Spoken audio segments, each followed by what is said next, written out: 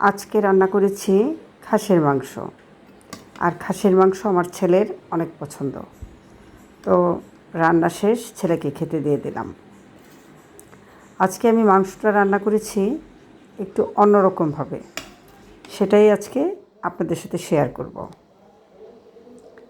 এখানে নিয়েছি আমি কয়েক রকমের মশলা। প্রথমে আমি এখানে নিচ্ছি 1 চামচের মতন জিরা,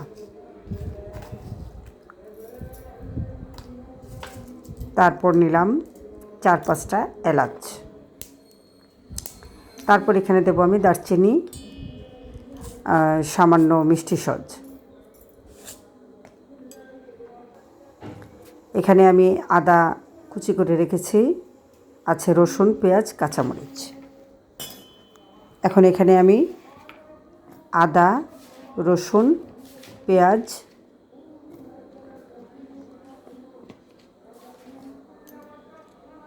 একসাথে দিয়ে দেব, আর সাথে দিয়ে দেব কাঁচামরিচ। তারপর কড়াই আমি তেল দিয়ে দেব। তেলটা গরম হয়ে এলে আমি এখানে মাংসগুলি দিয়ে দেব।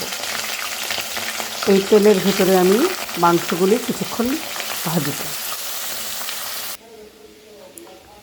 মাংসটা ওইদিকে ভাজা হতে থাকুক, আমি এখানে মশলাগুলো ব্লেন্ড করে নেব। এখানে সাথে দিয়েছি একটু সামান্য জয়িত্রী।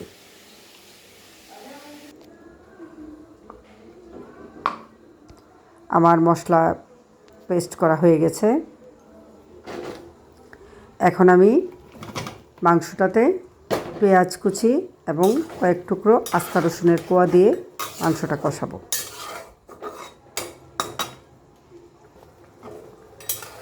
মাংসতে দিয়ে দিলাম আমি হলুদ, লবণ এবং সামান্য শুকনো মরিচ।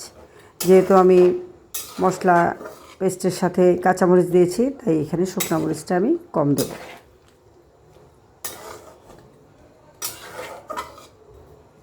মাংস থেকে যে জলটা বের হয়ে আসছে সেটা দিয়ে আমি মাংসটা কষাবো। এখনও আমি আলাদা কোনো জল দেব না।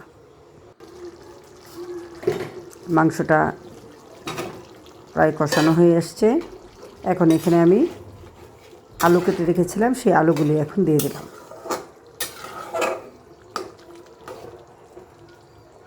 এভাবে আরও কিছুক্ষণ মাংসটা কষাতে হবে।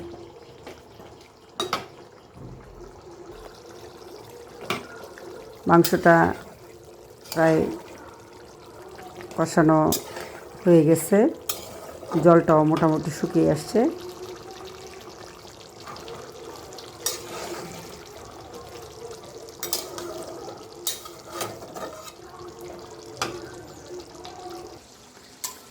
এখন আমি এখানে যে পেস্টটা করে রেখেছিলাম সেটা দিয়ে দিলাম।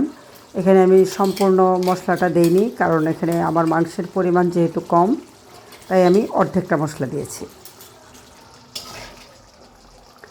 আর সামান্য একটু গরম জল দিয়ে দিছি মাংসটা ভালো করে কষানোর জন্য।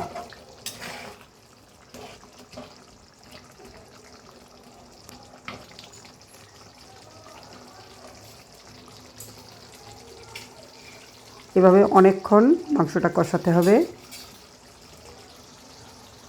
কষানো হয়ে গেলে আমি এখানে সামান্য গরম জল দিয়ে দিলাম।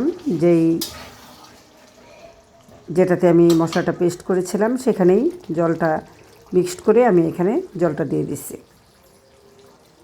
তো মাংস মোটামুটি প্রায় হয়ে আসছে।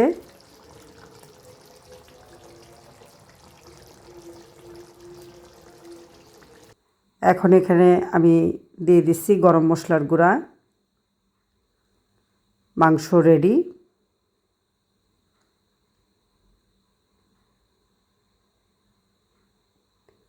এখন আমি মাংসটা নামিয়ে ফেলব। মাংস রান্না কমপ্লিট, ছেলেকে খেতে দিয়ে দিলাম। তো আমার চ্যানেলটি যদি ভালো লাগে প্লিজ সাবস্ক্রাইব করে দেবেন।